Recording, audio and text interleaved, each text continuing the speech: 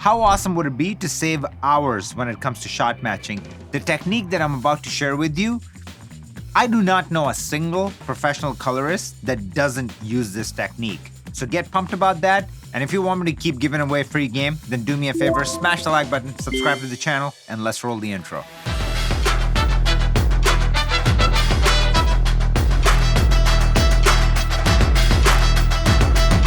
Since we're on the topic of shot matching, let me take this moment to thank our sponsor, without which this video or any of my future videos will not be possible. I'm talking about Qazi's Toolkit. This is your one-stop shop to get Hollywood quality looks in minutes. Since none of our tools use qualifiers, you can guarantee to get robust and consistent looks throughout your entire project. It has completely transformed the workflow for hundreds of people, and you could be next. Best part, you can download the free version, play around with it, and if you like, you can save $200 off on the Qazi's Toolkit bundle. Link is in the description. Check it out. Let's get back to the video. All right, so now we're inside Resolve, and we have these three shots in the same location, shot on the same camera, Alexa Amira or Ari Amira. So what I want to do is I want to create group clips, right? Keep an eye in this area right here. So right now, if I hover over, this is our clip level, okay? And it tells you right here, you can even click right here and toggle between the two. So right now, this is our clip level, meaning we are making changes to individual shot, and whatever is selected, it has like a little orange outline. And if I go to timeline, now we can make a change to an entire image. So if I create this right here, and if I do this, it's going to get applied to all of these shots. They're just not updating. The thumbnails are not updating, but it's being applied to all three shots. But the problem with working on a timeline level is that if you have graphics or something like that, everything that you do look-wise or texture-based is going to be applied to everything, and we don't want that. So I'm going to update my thumbnail and now show you a much more sophisticated, a much better version of that. So I'm going to select these three shots. I'm going to right click and I'm going to say add into a new group, and let's just call it Jim. So imagine this is one commercial, same location, three different shots, and we want to do the least amount of work. We want to get to our final destination as fast as possible. The faster you get to your end destination, the more time you have to create art, okay? So let's go to our hero shot that represents this entire commercial. So I'm going to park it somewhere around here. And remember, we only had 2 tabs before. Now we have 4. So what's going on? If I click right here, you see the 2 new tabs appear in our subsection right here. So we have group pre-clip and group post-clip. So what does that mean?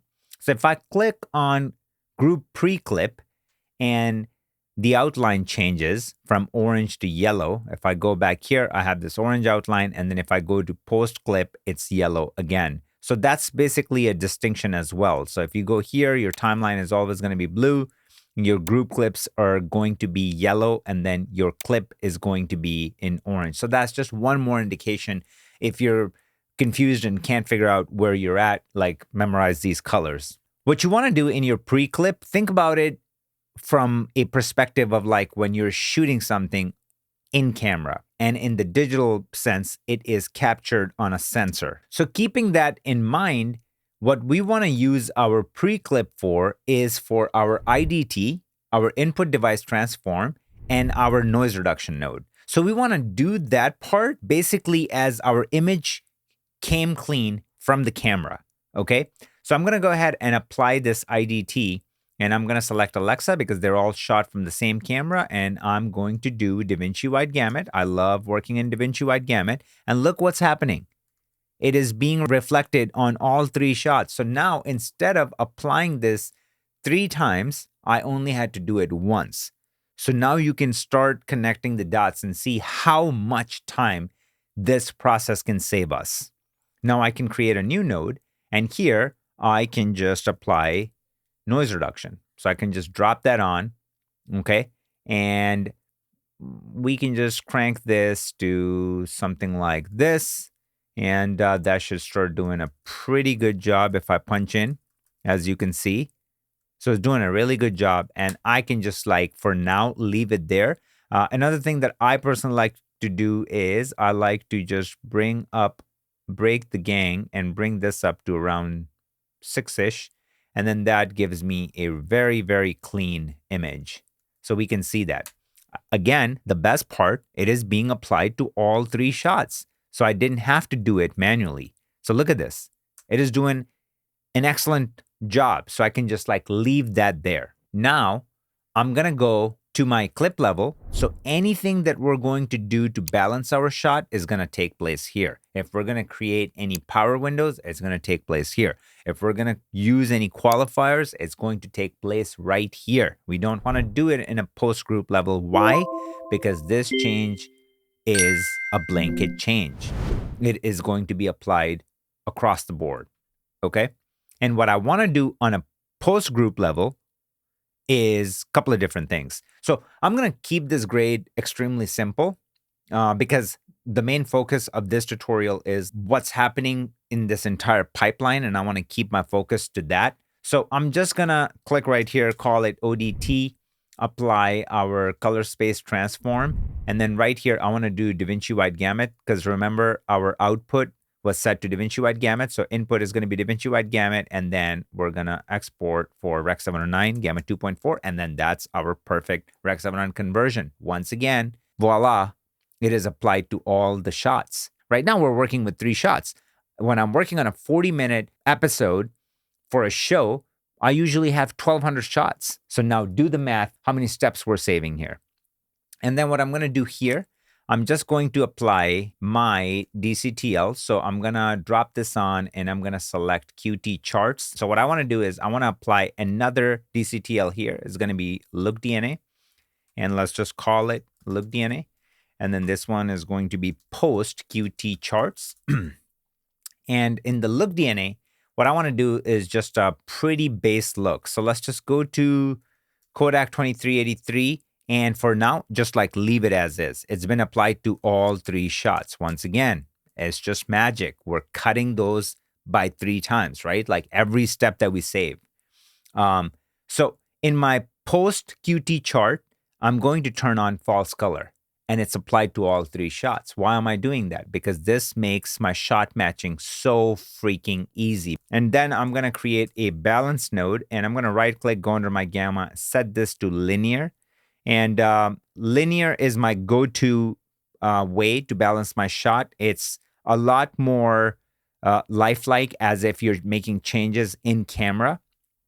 And the problem here now is going to be that these are not applied to these nodes. So what I want to do is I'm basically going to set up my base node tree. And again, we're going to keep it pretty basic. I'm not going to be doing my actual node tree here because I just want to get some points across like what we're trying to do here. So I'm going to have a balance node.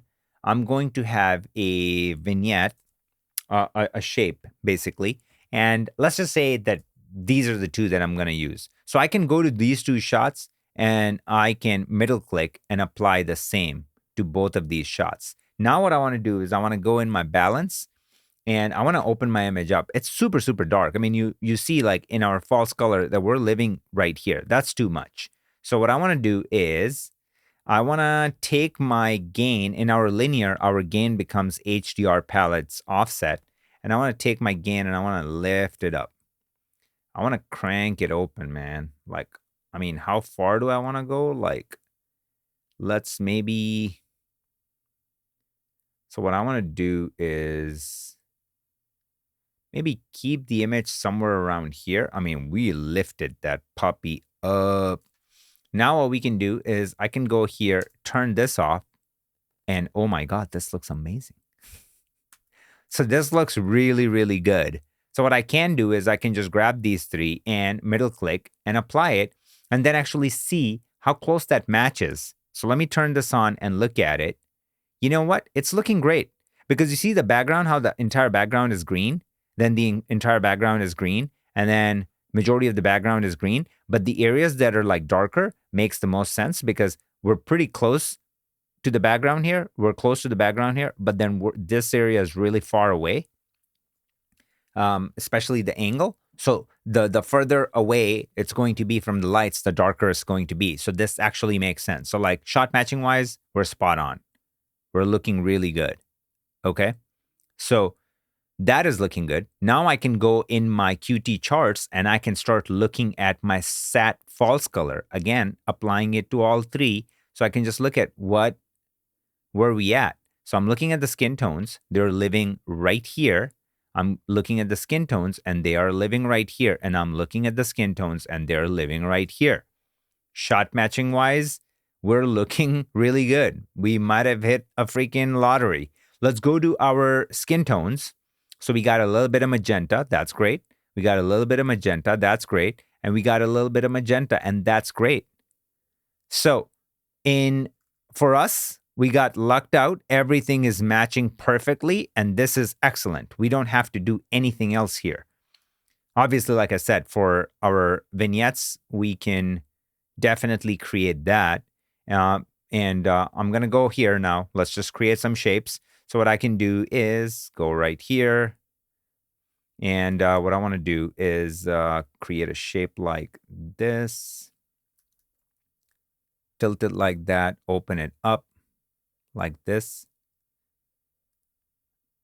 Extend it. Okay.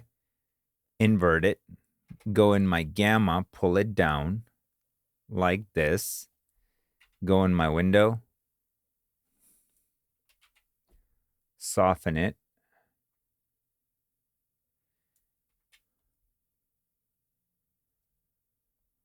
Right? So if I do before and after, maybe I went a little too far. Even something like that. So now my focus is where it's supposed to be.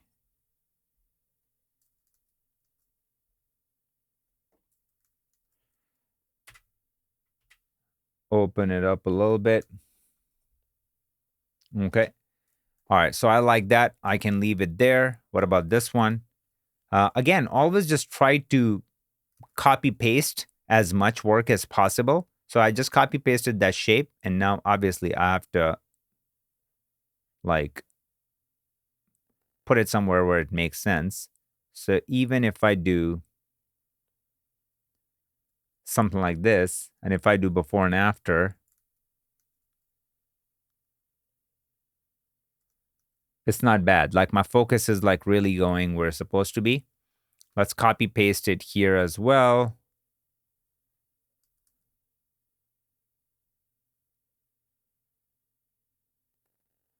And then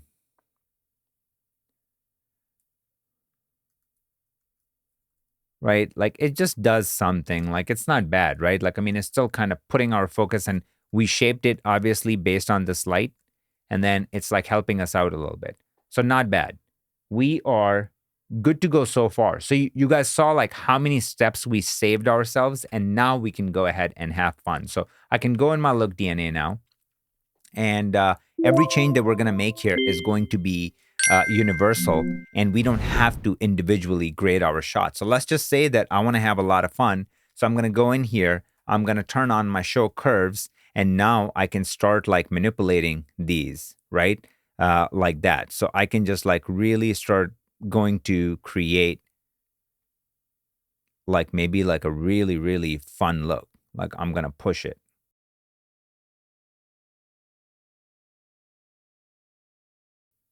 If we go here and just turn this into Rec 709, so now we have like an idea to kind of go back to see like what our Rec 709 look like. So this is our Rec 709, and then that's the image that we ended up with.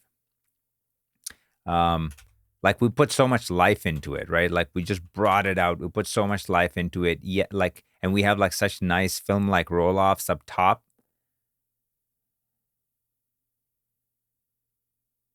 And then if I go here, do before and after, we just, again, brought so much life to it. We go before and after. Like, look at with this vignette and like the little bit of change that we made, how much life we put into our image and what kind of look we ended up with. Like right here, right? Like if we look at this, So anyways, the entire idea of having group clips is that you saw like we basically cut down every single change that we made by 3 steps. And that was only because we have 3 shots here. Now imagine if we had 37 shots here and how much time it would have saved us. Same thing with like when we were using our charts, you saw how easy it made it because we can just go here and now like quickly go through and just like look at these skin tones and go, bam, bam, bam, what do I got to do? Or even after making all the changes that we did, we can just go here and now look at the false color and be like, what is really going on? You know, because like one thing that I was noticing is that this shot was feeling a little hot compared to this. But then the reason why I can't bring it down too much is only because like what I'm looking at is like, let's just like look at her arms, right? And her hand, and then go to this guy. And like we see that this is looking pretty hot. So what does that mean? I can come in here, I can go to my gain, and I can pull it down just a touch, something like that. And then this one, I don't want to mess with. If anything, I want to actually go in my gamma and I want to pull it up just a touch. I want to give it a little bit more life. So now if I go here and turn this off and look at the changes that we just made, like now you can see that we got like a perfectly exposed image. Then we go to this and like now the arm is not feeling blown out. It looks perfect. And then we go to this shot and you see how the image is breathing and like there's so much room in the back. Obviously we see that here too. And now we see it in the background. And then we go to this shot and it looks as breathable compared to like before, where if we go here, see like how it just gets crushed and then this just puts so much life into it. And you saw like how easy it was for us to make that change. And again, now think of this applied to an entire 40-minute episode over the course of 1,200 shots. Efficiency is the #1 barometer to tell the amateurs from the pros when it comes to color grading. And the techniques that I shared here with you, once you start applying them into your workflow, you will going to see a significant efficiency boost, which will directly translate into using that time to actually make art. Nobody loves the grunt work, and that's why a lot of people run away from color grading, because these things seem technical and daunting, but once you get a hang of it, and as you witnessed, it's not that difficult. And now that you have this in your bag, you're going to have so much fun grading. And that's the entire purpose of this channel. I want to take difficult concepts and try to simplify them and turn them into something that actually inspires you instead of like makes you run in the other direction.